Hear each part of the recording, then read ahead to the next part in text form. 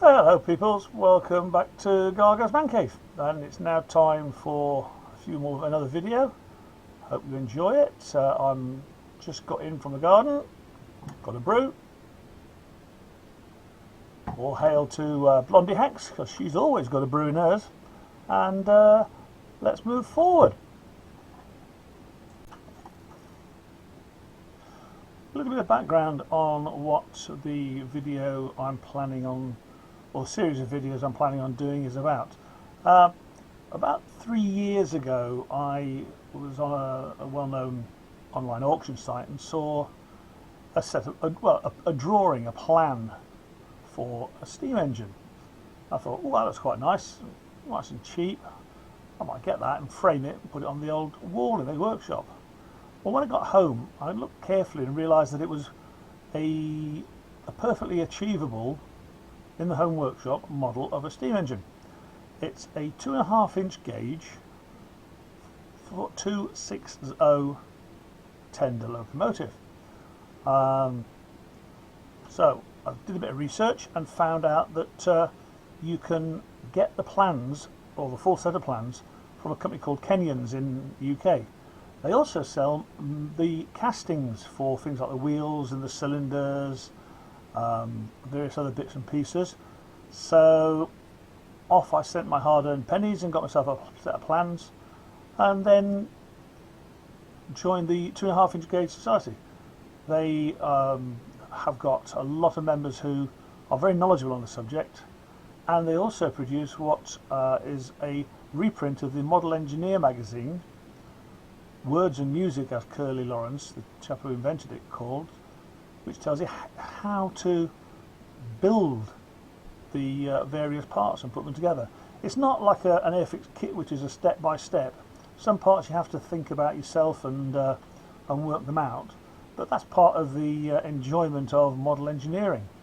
When you read the words and music, there are a few things that made me chuckle.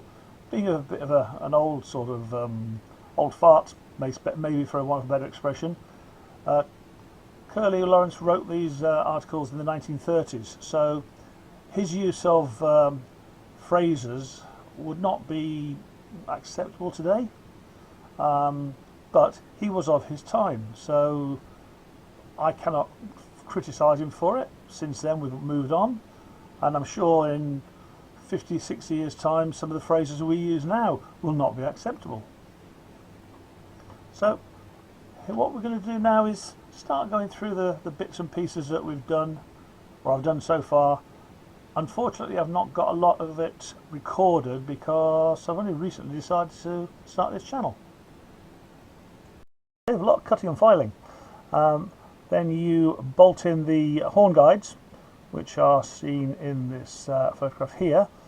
They need machining to make sure they're square, and then in the centre there you see this, one of the frame spacers that holds the water pump, which is work in process.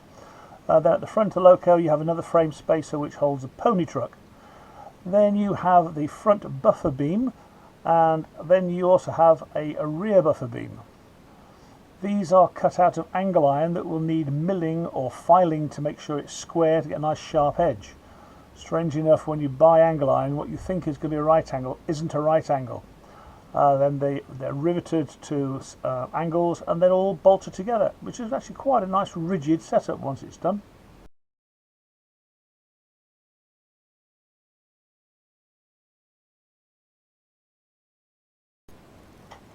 Another part that's been made is the front pony truck wheels.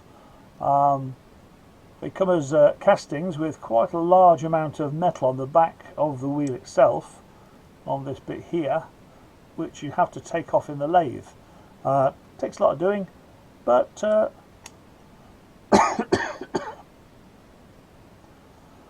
once you've got them done, one's pressed fitted on, the other will be Loctited on. The reason for that is you've got to get this onto the pony truck before you can do it on.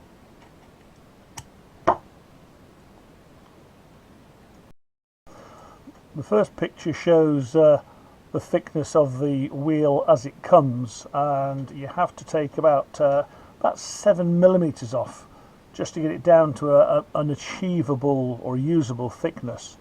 Normally it says to do this on a lathe. My little Chinese mini lathe isn't that good, so I decided to do it, try it in the milling machine, and this second photograph shows the result of it. And I actually managed to record the milling operation, so we'll move on to that next.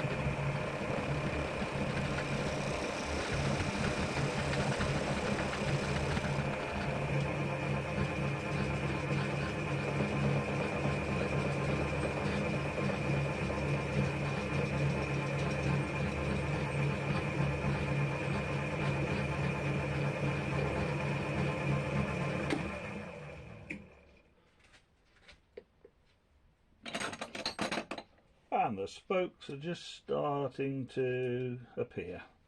Perfect. Now to rotate it, take the other side off. Set the DRO to 0 so I've got the right same depth.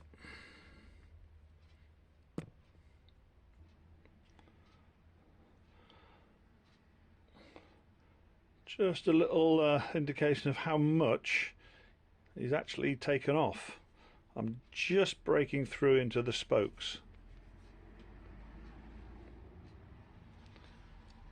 So now to remove this side. Z-axis set to 0 so I get it the same thickness.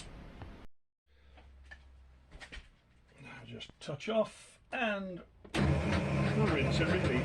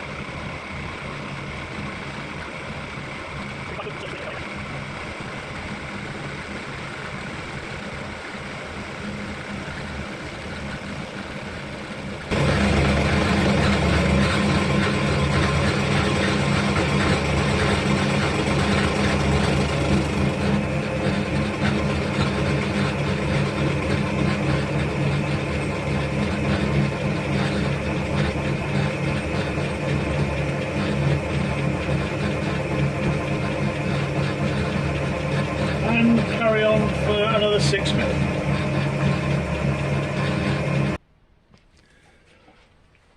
And number 2. Oh wow! You can actually see you can see the line there, but there isn't actually anything to feel. It's just one was cut from left to right, and the other one was cut from right to left. Well pleased with how that's worked out. It's going to save a lot of time. Well, that's about it for today. I've got a little bit of work I have to do on my lathe. The drive belt is in urgent need of some dentures. It's slipping quite badly, And when I've checked it, quite a few of the teeth are worn away to almost nothing, so I've placed an order with a supplier for a new belt. As I mentioned previously, I had retired, but deciding I needed a few more bits and pieces, I've gone and got myself a part-time job. So Mondays and Tuesdays, working hard, earning a few crusts, which will enable me to get a nice new garage door. I want a roller shutter door, up and over. The over and upper door I've got at the moment tends to waste a lot of space on the walls where I could put some more storage.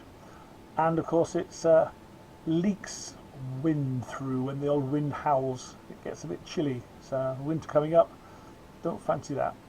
The other thing I'm saving up for is a new lathe, or a replacement lathe. I've got my eye on a nice Myford ML7 of some version, but that's for the new year probably. Right, take care, hope you'll have a good time, and see you soon. Bye.